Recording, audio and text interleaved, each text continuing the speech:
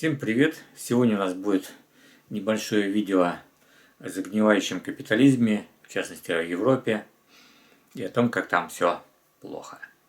Я знаю, что многие россияне, белорусы там или в других странах СНГ стремятся в Европу.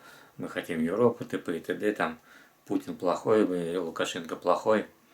Поверьте мне, в Европе очень плохо. Знаете, как бриллианты в руке была фраза? Они будут брать, отключим газ. Так вот, газ в Европе отключили.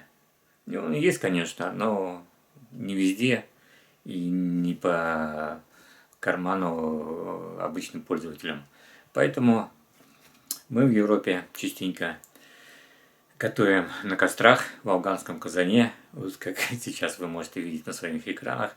Ссылочка на видео в правом верхнем углу. Пожалуйста, смотрите. Волею судьбы я в детстве был занесен в Европу, вместе с родителями, соответственно, в советское время. И как-то остался, поэтому приходится здесь жить.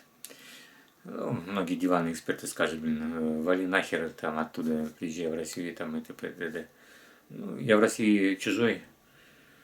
Да, приезжаю на родину, не часто, конечно, но бывало. Приехать насовсем, не знаю. Есть причины, по которым я не могу пока приехать в Россию, меня держит Европа еще. Итак, это отступление было.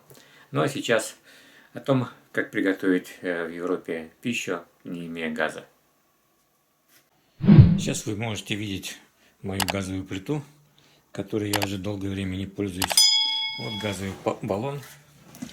Можете посмотреть, в каком состоянии. Он весь запылился. Соответственно, им никто не пользуется уже очень давно. Пришлось приобрести вот такую коробочку. Видите, это плита двухкомфорочная. Можно, конечно, было на 4 комфорки, но тогда проводка в доме могла и не выдержать. Со светом и электричеством в Европе тоже все плохо. Это индукционная плита на 3,5 киловатта. Название фирмы вы видите. Мощность ее, как я уже сказал, 3,5 киловатта. Давайте посмотрим, как это выглядит. И попробуем, наверное, что-нибудь приготовить. Кушать хочется, знаете ли. Итак, вот она, распаковал. Само собой, электрический провод.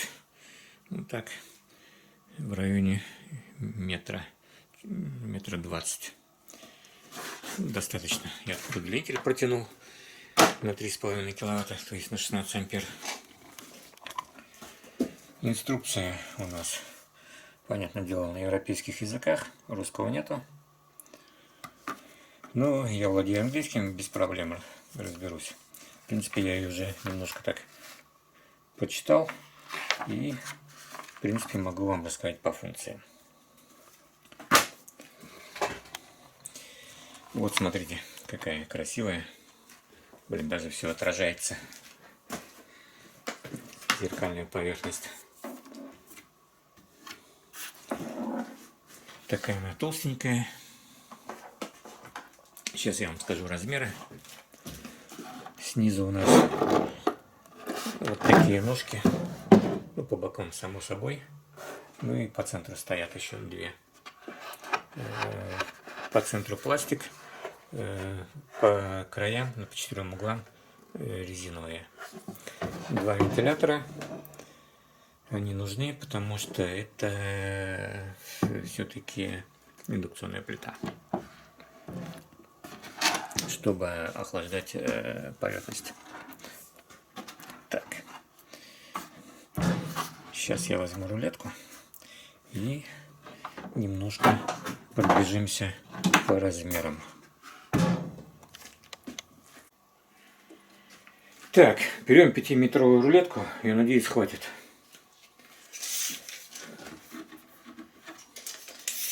Длина у нас 56 сантиметров.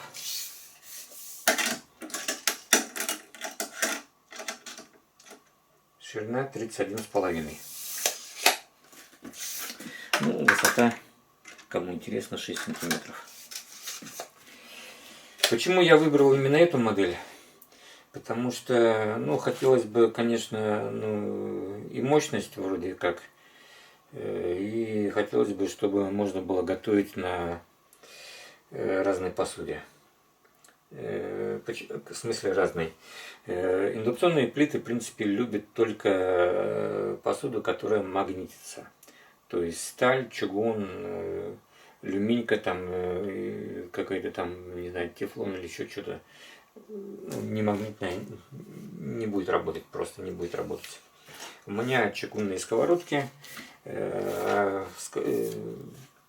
кастрюльки стальные, тефалевские, снизу у них стальное дно такое, ну знаете, обычно такие хромированные. Еще, в чем меня подкупила эта моделька, в описании, я в интернет-магазине покупал, сказано, что можно ставить посуду от 12 сантиметров до 26. То есть у меня есть сковородка чугунная, которая 24 сантиметра, и вот она как бы впишется. Но когда я вот сейчас ее вскрыл, я смотрю, что круги-то маленькие, вроде как. Блин, неужели, как говорится, обманули? Сам круг 18 сантиметров, маленький круг 12,5. Ну, естественно, два одинаковых.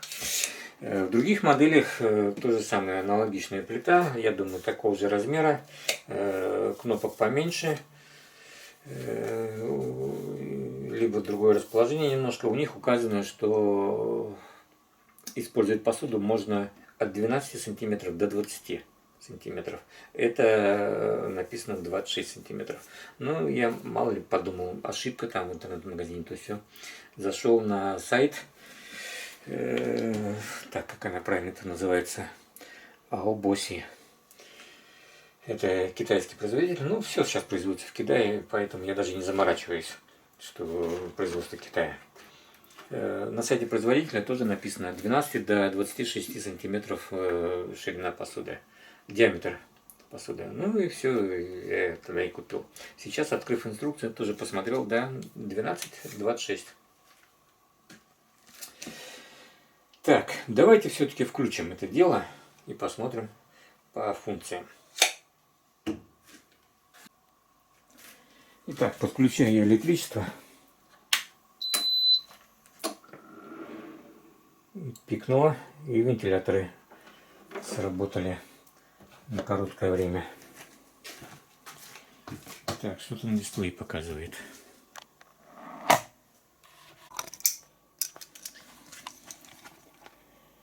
Так, на дисплее показывает low. Low. Так, давайте по кнопкам начнем, может быть, сначала. Правая варочная панель, как говорится.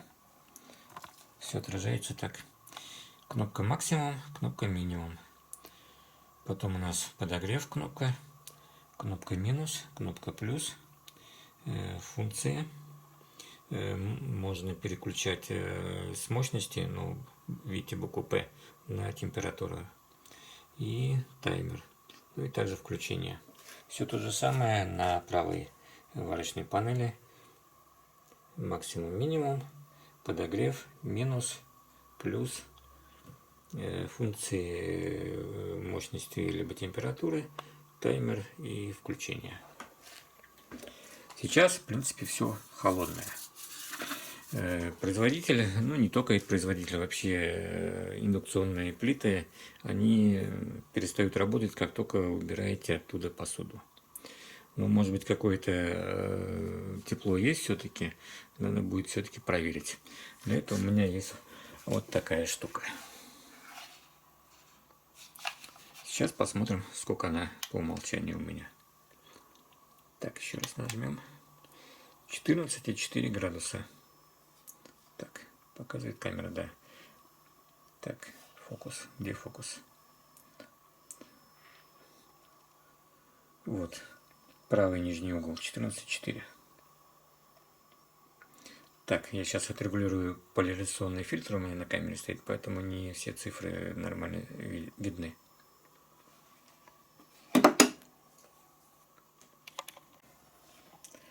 Ну вот, проверяем еще раз. Прокрутил фильтр. 14,4. Температура панели варочной. Так, давайте включим кнопку включения.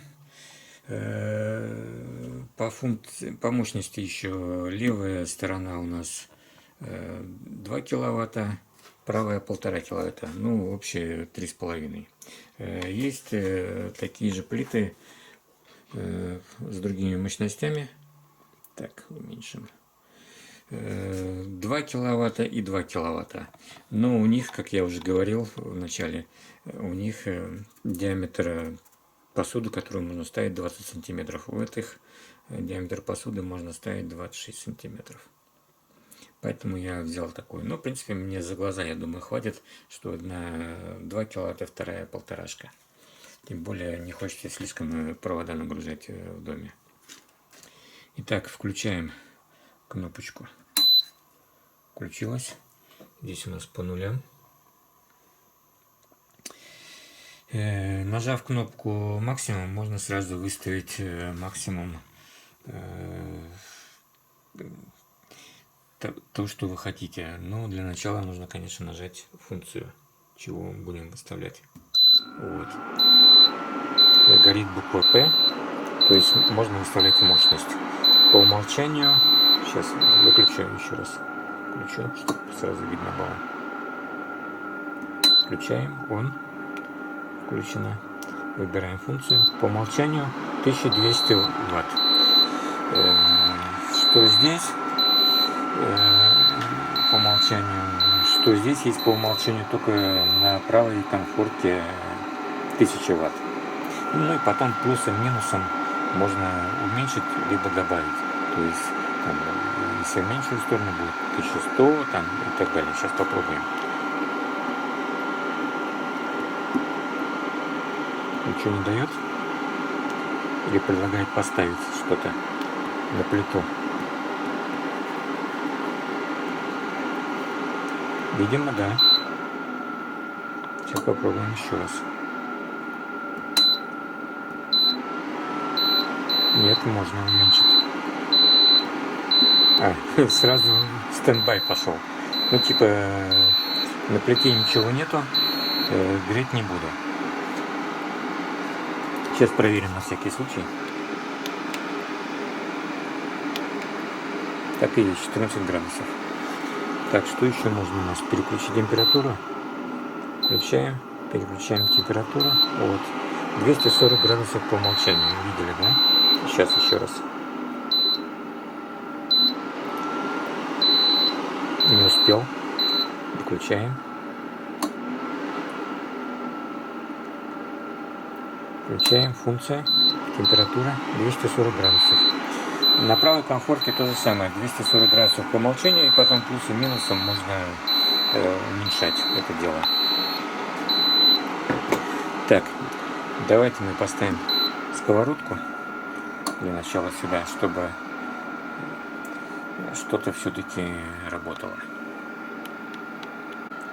Итак, я поставил свою любимую сковородку. 24 сантиметра у нее основание. Ну, естественно, ширина побольше. Сейчас точно определимся, где моя 5-метровая рулетка.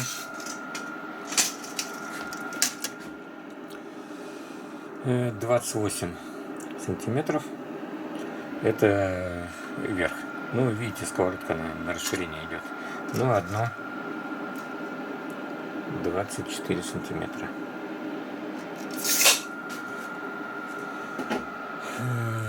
Так что вписываемся. Итак, включаем. Сейчас я уменьшу. Есть. Включаем. Он загорелась. Можно выбрать режим. Видите, уже никуда не убегает, по-моему. 1200. И можно вниз 800 Вт, 500 Вт. Вот, минимум загорелся. Минимум это 500 Вт. На этой, на правой то же самое, минимум. Если нажать максимум, то сразу пробежит 2 киловатта. Вот, 2 киловатта. То есть удобно минимум, максимум не надо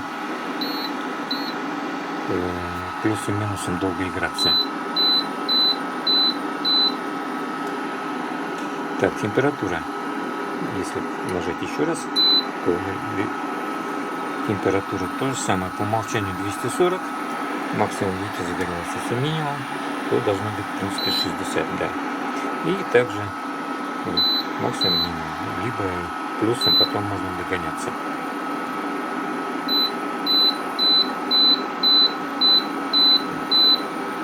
Вот. Подогрев у них есть. Температура подогрева 80 градусов. И в течение 2 часов может греть. Есть таймер. Вот, сковородка задымилась. Есть таймер. Можно поставить отсрочку до 2 часов. И тоже с шагом по 1 минуте. Так, сейчас померим температуру. Ну, я немножко ее смазал маслом, так что сильно 289 градусов.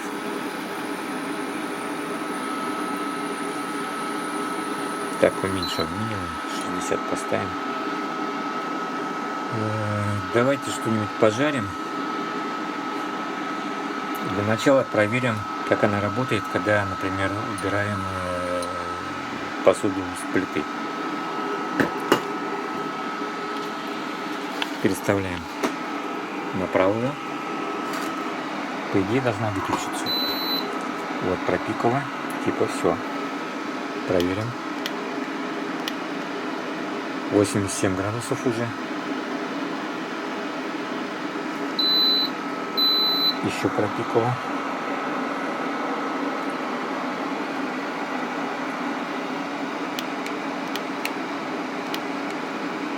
— 71 градус. Ну, тепло так идет.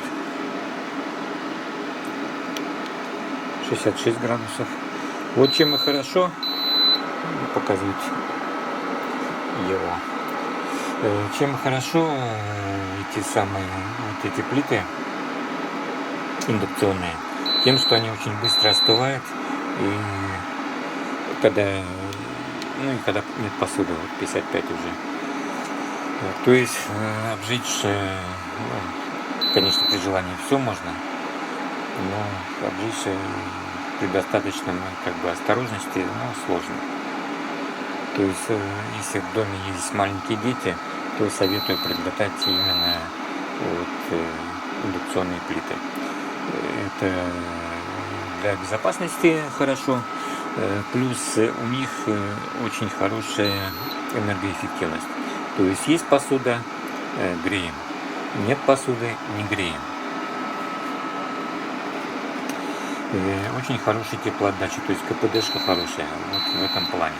В Европе электричество дорогое, газа нет, поэтому индукционные плиты на ура. Но в других странах, в той же России, там еще в Беларуси, кто надумает все-таки покупать плиты, покупает индукционные плиты. Они, конечно, по цене будут немножко дороже, чем керамические, но зато вы потом все это дело нагоните, когда будете экономить на электричестве. Так, померим, сколько у нас тут. Вот уже 42 градуса. То есть практически можно уже положить руку. Да. То есть вот, все тепленькое.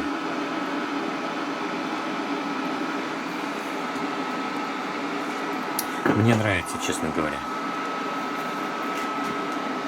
Так, давайте будем жарить все-таки. Кушать хочется. Так, ставим на разогрев. Тут у нас 60 стоит. Поставим-ка мы... Так, на температуре мне говорит, да? Давайте догоним до 140. Пожарим-ка мы яичницу. Так, Сковородка разогрелась, слегка даже начала дымиться. Добавили подсолнечного масла немножко.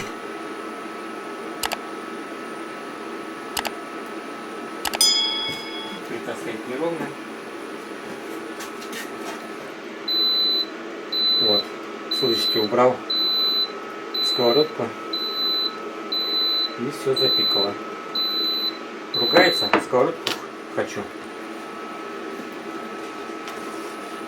Так, разбиваем яички.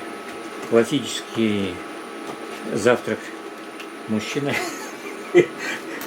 Яичница из 3 яиц.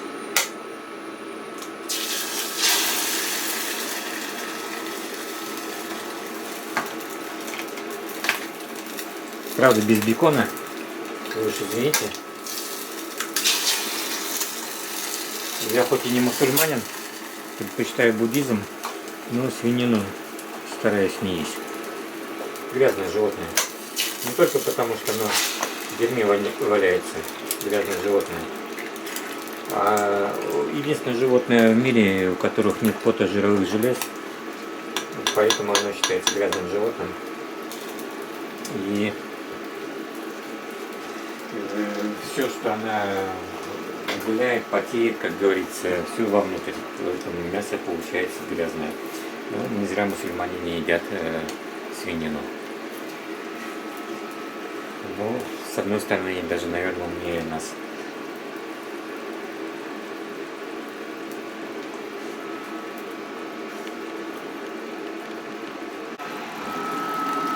Вот вы видите, все прекрасно жарится. Мне, в принципе, очень нравится, что можно плавненько поставить не только мощность, но и температуру. По мощности сложно как бы определиться, какая мощность нужна для какого продукта. Но когда стоит кастрюля с супом, да, там все легко. Поставил на максимум, закипело, начинаешь уменьшать мощность, причем здесь очень быстро падает температура, ну, на самом блине на этом. То есть, и вы сразу видите там, как кипение, бурное кипение начнет переходить в малое кипение, ну и так томиться, оставляйте супчик вариться. Удобство температуры, самое, как сейчас у меня выбрана температура, это, например, когда вы знаете, что продукт какой-то можно готовить по определенной температуре. Там, ну, вот, например, яичница, в принципе, достаточно там 140. И зато не подгорит. Кто жарил яйца, знает, что по краям такое обугливается. То есть сильно подгорает, когда большой жар. Ну и, соответственно, снизу тоже, когда уже потом можете, тоже такая достаточно не только коричневая корочка, но аж такая достаточно темная, чуть ли не черная корочка. Ну и получается такой полусухарик. Мне, в принципе, нравится все прожаренное, что мясо, что яичница, без разницы, что там. Поэтому меня это как бы корочка не пугает, но иногда хочется что-то такое нежное, вот, как сейчас. В принципе, почти готово. Сколько я тут с вами болтаю? Наверное, минуты 3, и вот все, яичница, в принципе, готова. Обычно я еще делаю так, что я переворачиваю. То есть я как бы, не люблю я в смятку яйца. Я, если хочу в смятку, то я сварю его в кастрюльке в смятку. Ну и потом поставлю такой подстаканчик и поем ложкой. В детстве я очень любил. И сейчас иногда тоже накатывает, и тоже хочется. Ну а жареные яйца я предпочитаю полностью, чтобы прожарились, чтобы желток был тверденький. Ну или почти твердый. Вот как-то так. Короткий обзор по плите. Название ее Аубоси. Блин, надо же назвать его. Название, конечно, ни о чем не говорит. Но мне нравится. Функция мне нравится. Все классно. Так что газ будет забыт. Надо будет баллон отключить и сделать из него шашлычницу. Вот так мы в Европе живем. Ну что, господа, давайте закругляться. И пока еще сильно не пожарилось, я хочу еще немножко посолить, поперчить и порезать чуть-чуть лучка сверху зеленого посыпать. Ну, что вам пожелать? Приходите на канал, смотрите мои видео, нажимайте палец вверх или вниз, кому как. Если понравилось, подписывайтесь на канал, жмем колокольчик, будут еще всякие интересные видео, обзоры и так далее. Всем удачи!